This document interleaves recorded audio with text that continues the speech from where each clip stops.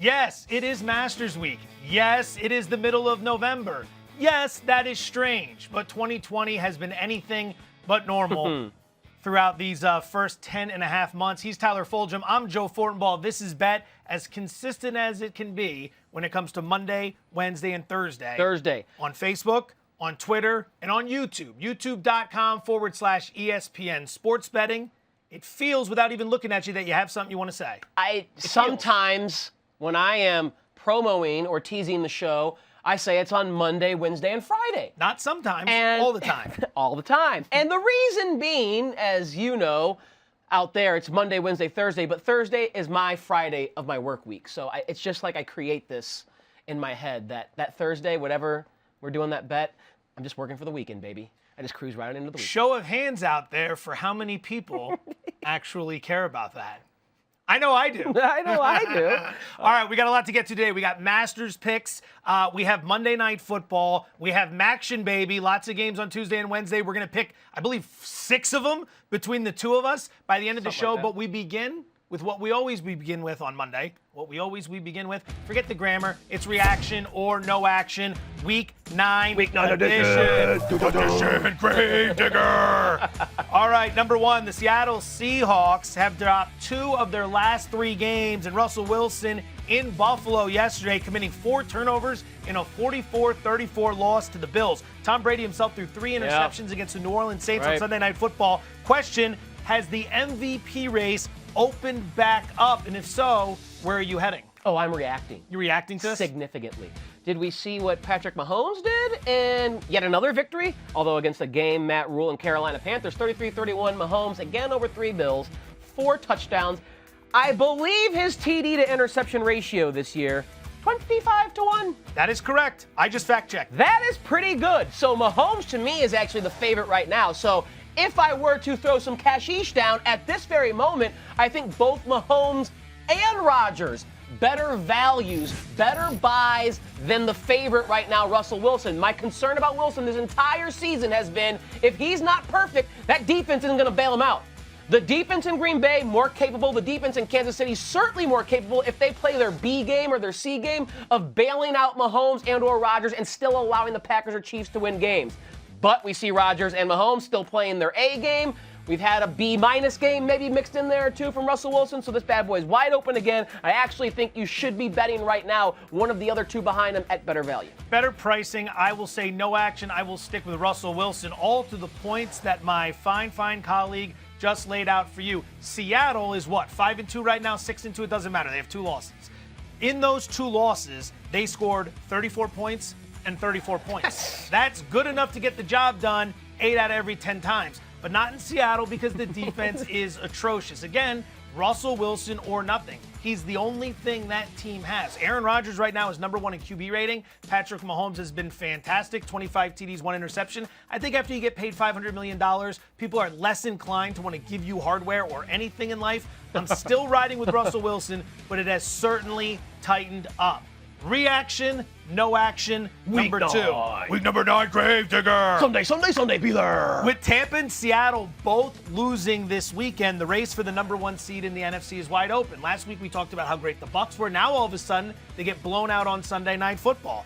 Is Tampa Bay no longer the favorite in your eyes to get it done in the NFC? I am going to have a reaction to that. I think the NFC now has about 5 or 6 teams that could conceivably be the number 1 seed. I don't think there are the great, like Pittsburgh, Baltimore, and KC, just in a tier of their own. But I think the Saints, the Bucs, the Cardinals, the Seahawks, the Rams, the Packers are all kind of in that first tier in the NFC. The NFC has got more depth to it, so to speak. So I can't handicap right now who the best of that bunch is. I know Tampa Bay appears to be maybe the most complete, although New Orleans showing you they got defense and offense now with Michael Thomas back. Maybe they're the most complete. We know Green Bay and Seattle have the best quarterbacks in that bunch, and the Rams kind of have, you know, an offense that can score when Jared Goff is all right, a defense that's led by Aaron Donald and Jalen Ramsey. When they're playing, they're really, really good. I just can't, and Kyler Murray now, after what he did, even though in a loss, he was fantastic against the Miami Dolphins. He's another guy in that category. Wide open. Kyler, Russ, they need help.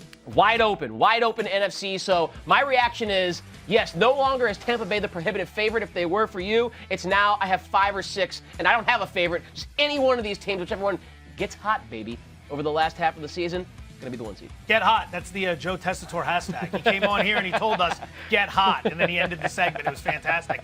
No action. I'm still sticking with Tampa Bay here. This is when you buy the dip, as they say in the market. Yes. When the market goes down, that's when you buy. It's Yeah. not when you sell. And right now, everyone's looking at Tampa Bay and thinking, these guys are trash. They just got rolled at home on Sunday Night Football by the Saints. Saints are a good team.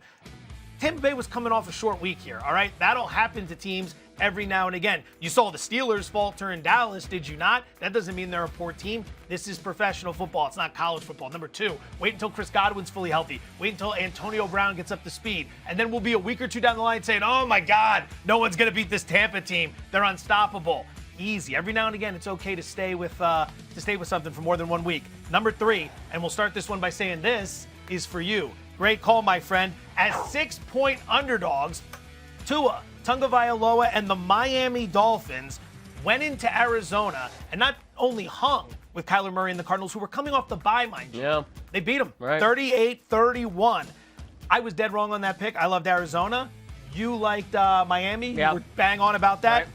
Will the Dolphins make a late push to steal the AFC East from the Bills? I think they can, so I have a reaction to this.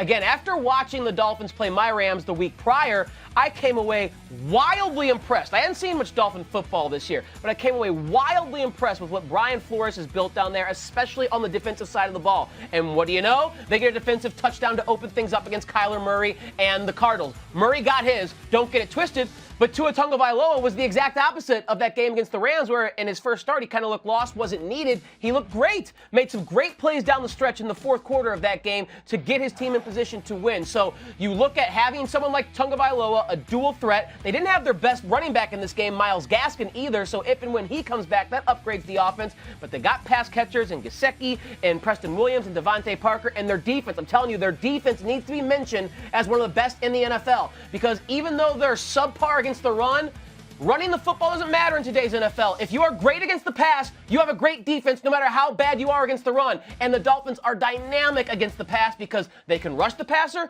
and Xavier Howard and Byron Jones may form the best cornerback duo in the entire NFL. Flores, of course, is the brain behind it all, who learned how to scheme under Bill Belichick in New England because of their defense.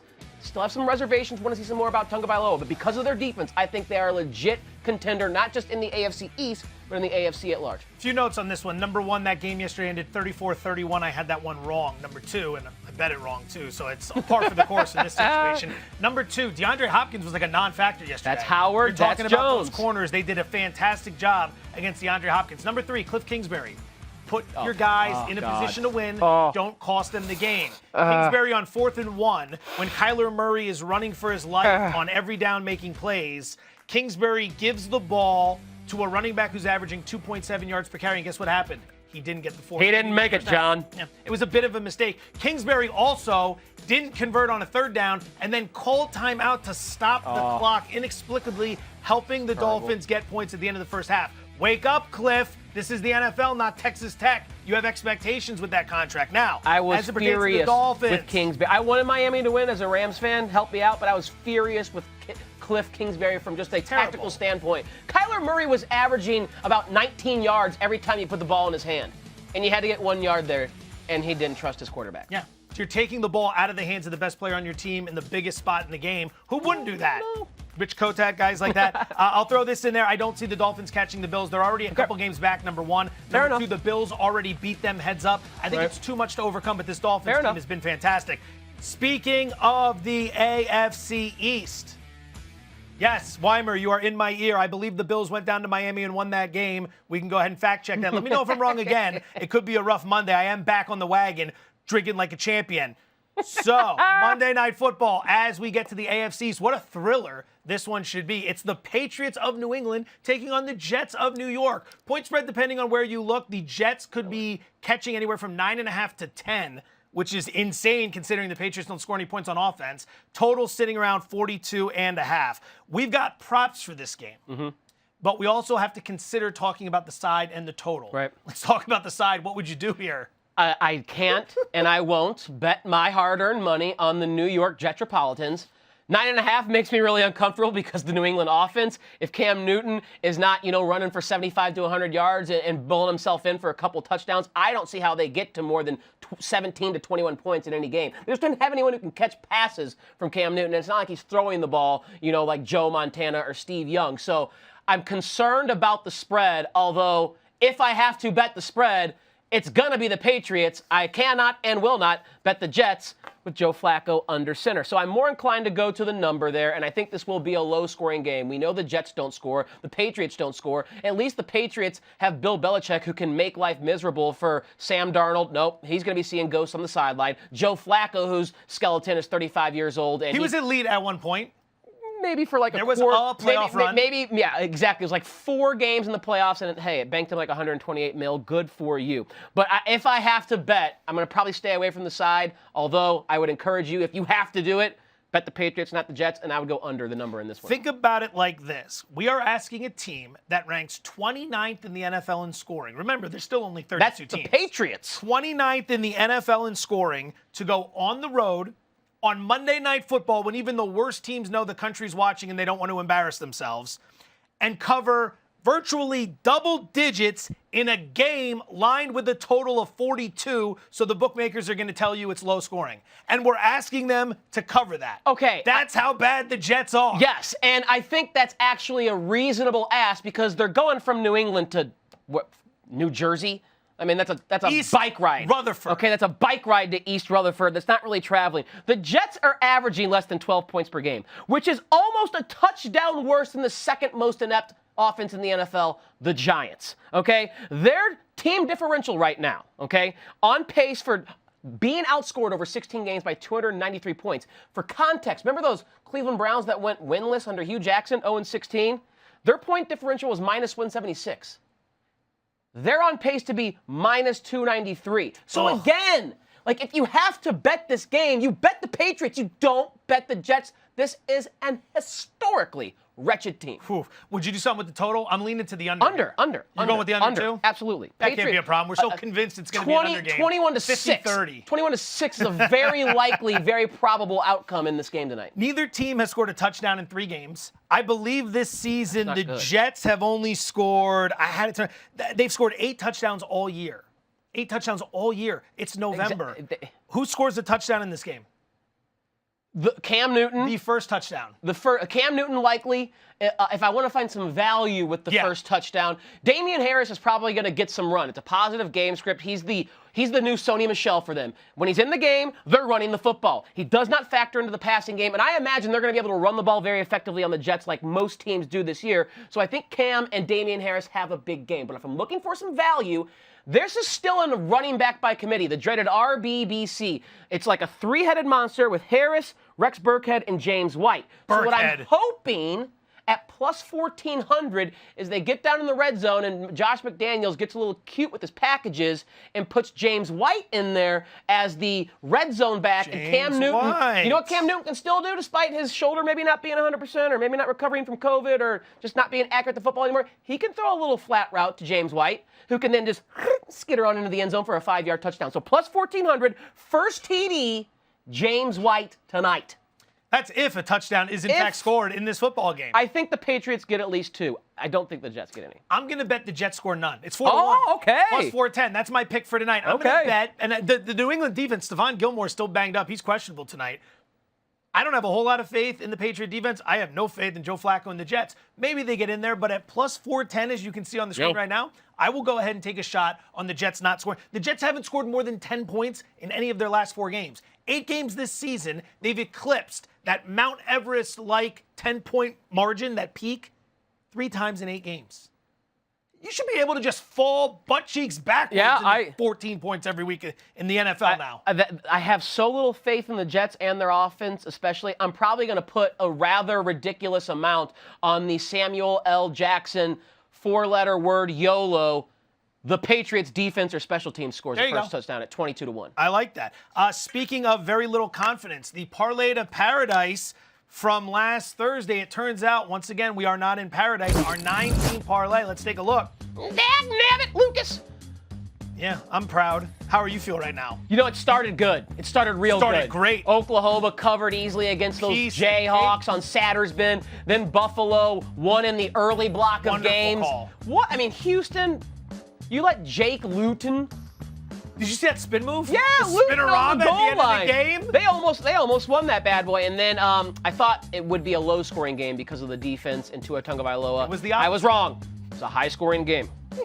Good job, Bucci. Yeah, Bucci, thank you for stepping in. That Stanford pick was dead in the water before the game started. I was excited for it all day. Boned on about that a one. half hour before the game, You got get the alert. boned on that Starting one. quarterback and top wide receiver out due to COVID. I was like, I'm not even going to bother watching this game, and I didn't need to. Better luck next week. We'll come back even stronger, or at least I'd like to believe that we could. All right, this week it's the Masters, and our next show is Wednesday, and by that point, it'll be getting close to the first tee, so we want to be able to give the picks out now for the people. Tiger I can Woods. smell the azaleas. It's November. It's going to look really cool there in November. Pimento cheese sandwiches and dollar beers on the grounds at Augusta. Yeah, there's going to be no fans there, but I went there for practice rounds a few years back. And Was it as great as they say? Oh, gosh. The pimento cheese? It looks cheese? fake in real life. In real life, the grass is so green, it looks fake. In real life. Let's start with this. Props, Pimento cheese is options, fantastic. I had up and 12. down the board. There are so many different things we can do here. Give me somebody you like to win this thing. Okay, I got to tell you a quick story. Last year, 5 years ago, pardon me, in 2015-16, I bet my old co-host, Dave Ross, $250. I said, here, you put this in your account. If Tiger Woods ever wins another major again, you pay me back fourfold. You gave him the cash. I gave him the cash in 2015. In 2019, he paid me the grand back because Tiger Woods won that green jacket. God bless you, Tiger. I won't be betting on you this week, Tiger. Your game's not in good form. Bryson DeChambeau, who just came off winning the U.S. Open, took Winged Foot to its knees with his distance, dominated the field. Look, Augusta is an easier course. It's a shorter course relative to par. It's less punitive with the rough. It has less trees, and there's no patrons. Bryson DeChambeau is going to, as long as he doesn't absolutely throw up all over himself on and around the greens, even though he's the betting favorite and it's not fun at 8-1, he is going to win this Masters and go back-to-back in majors unless, again, he just absolutely poops all over himself on the greens. A lot of and that's good not golfers allowed there. on the grounds at Augusta. No, sir, it is not. You can't do that. You take your poop and you put it somewhere where it's Exactly. to be put, not on the grounds at Augusta. Bryson DeChambeau at 8-1. All right, interesting. When I play winners or bets to win, I like to go mid-range or long shot just because I look at it like a lottery ticket. I get that. Patrick Reed at 30-1. Won this event 2 years ago. His form as of late has been decent. He was 13th at the U.S. Open. He was tied for 8th at the Tour Championship. Tied for 14th at the Zozo Championship? Zozo. Z-O-Z-O, whatever it may be. I'll spell it for you. Zozo. He's in decent form. And at 30-1, that's the type of guy I want to take a shot on. So Patrick Reed will be the selection. Now, outside of to-win picks, a lot of great options here. You don't even have to wait 4 full days in order to get yourself to a point where you cash. You can bet on guys to make the cut, to miss the cut. You can bet single-round matchups, 4-round matchups, you name it. So if you're thinking props, give me one. All right, so usually when you are looking at the Masters, you want to bet on people who have history here. And Jordan Spieth is a golfer who has gained more strokes on the field during his time playing the Masters than anyone else in that time span. Horse for the course. However, we know Jordan Spieth right now, his game is just a little erratic, so I'm not comfortable putting money on him. I have a 3-way bet. Cam Smith at plus 210 versus Jordan Spieth and Ricky Fowler. Again, Spieth great at this course, but right now his game is way too erratic. Ricky Fowler, has he ever done anything besides show up with a porn stash at a major? He's never won one. He's the king of fits. He's got the great fits. He's got the good-looking Puma fits, but he never plays well at majors. So he's a big name. Spieth's a big name. Cameron Smith's a name that you don't know, but right now he's in better form than both of those guys, and at plus 210 to beat them in a 3-way trio, I'll take that value. So it's a 3-man match. You need your guy to outperform the other two Just gentlemen. finish better than Jordan Spieth and Ricky Fowler. All right, so I've got 2 for you. I'm going to start with the defending champion from years ago, Bubba Watson. He's won this event twice. I like him to finish in the top 20 at minus 110, which means you risk $110 to win 100. Watson's won here twice. Last 2 years, he's been in good form as well. He was 12th last year. He was 5th 2 years ago. This course fits his eye. Anyone who's ever golfed at the same course 5, 6, 7 times, you know there are certain holes you always play well and certain holes you always play poorly. It's because of your game, and it's how it's set up for that particular hole. Well, for this course, Watson as a lefty has a great eye for it. It's not a coincidence that he plays well here every single year, and there are other events where you never hear from him.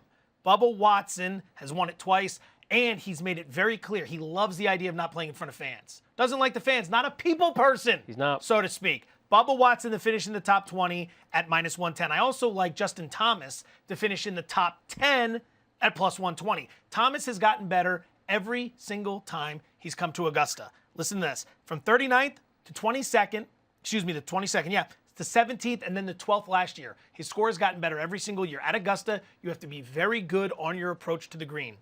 No one on tour is more creative when it comes to shaping shots on an approach to the green than Justin Thomas. Lots of versatility there. I just need him in the top 10 at +120. That's going to be the play.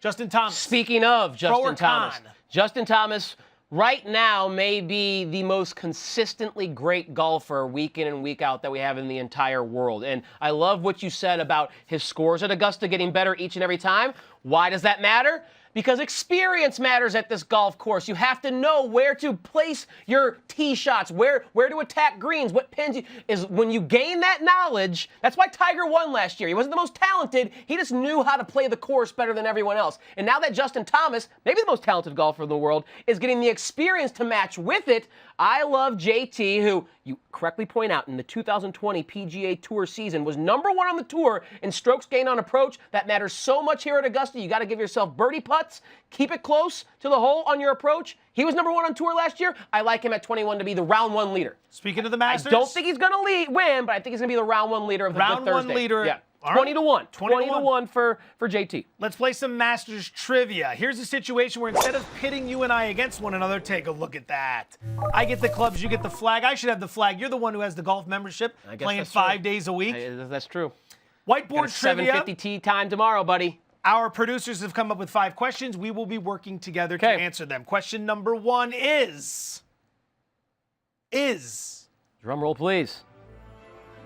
Who is the last betting favorite to win the Masters? Any thoughts on that one? Tiger would be the first thing that comes to mind. Tiger was not the betting favorite last year. It was Rory.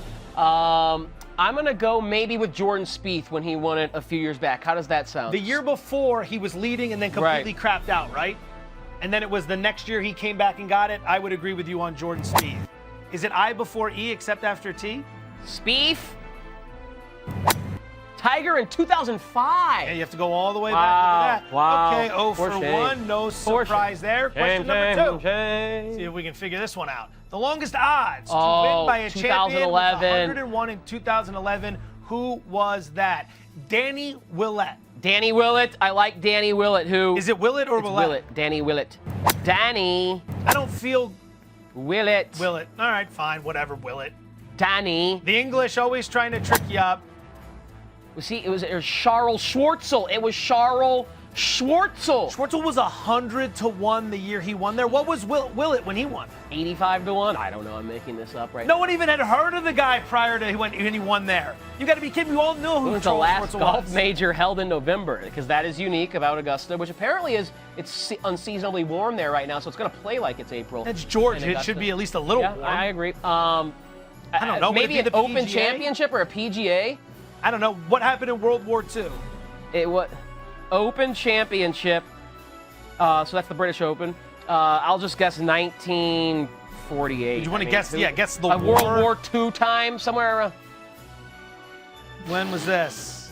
Weimer's like, this is so it was 1889. 1889. Yeah, I remember it like it was yesterday. Not the 1989, the 1889. You had just gotten your driver's license. It wasn't really the world or Second World War. It was like the Revolutionary War? War of Mexico or something like that. Had the whole entire globe in a tizzy.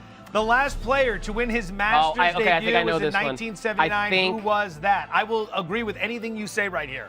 Literally anything. Larry Bird? Mize. Larry Mize. Oh, is that right? Survey says Fuzzy Zeller. What did Larry do? Larry has some Fuzzy kind of Zeller. man. This is. We have gotten all of them wrong, have we not? I used to work with a buddy of mine, Scott Rude, who worked at the Golf Channel for many years, and this guy literally could answer every one of these in a second. He knows every Masters winner.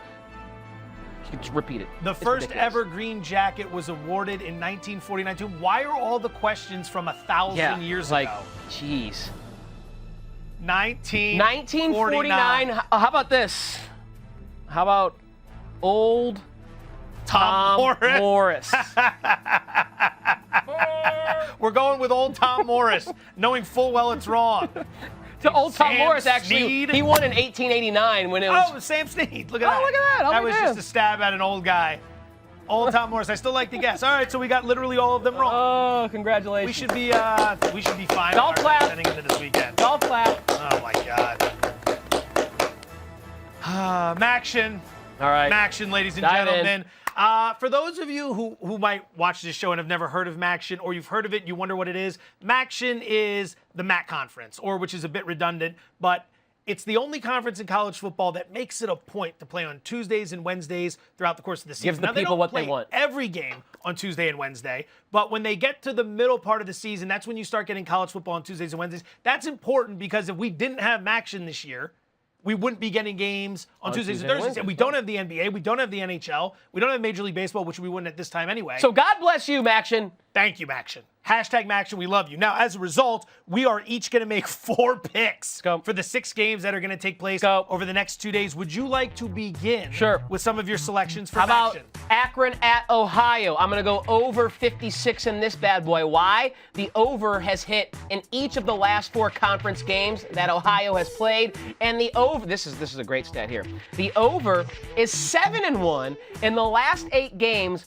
following Ohio having 275 yards of offense or less. They bounce back. They bounce back well, so I'm going over 56 in that bad boy. All right. You see Miami, Ohio at Buffalo. Buffalo, I love Jarrett Patterson. I love that run game. I think they cover, and that one's going over as well. Buffalo, by the way, 4-0 ATS, their last 4 as a favorite, and Buffalo is 6-0 with the over. Their last 6 on field turf. They're playing this bad boy on field turf. Buffalo kicked butt last week. They had one of the most I convincing made a wins huge mistake betting unders in Maction last week, so you'll notice a theme here. I'm with you. How about Central Michigan NIU? Over 59.5. Why? The underdog, by the way, in this one is 10-4 the last 14 meetings. Toledo's the underdog at plus 2.5. I think they win the game outright. I'd put a money line bet on Toledo as the underdog. Okay. And then both offenses are equipped to attack the weakness of the other defense. So Toledo has a great run game. The weakness of the Western Michigan defense is their run defense, and then consequently, Western Michigan one of the better passing teams in the league, and Toledo's like the worst pass defense team in the league a season ago. So I think we get 60 points in that bad boy. Okay. Central Michigan,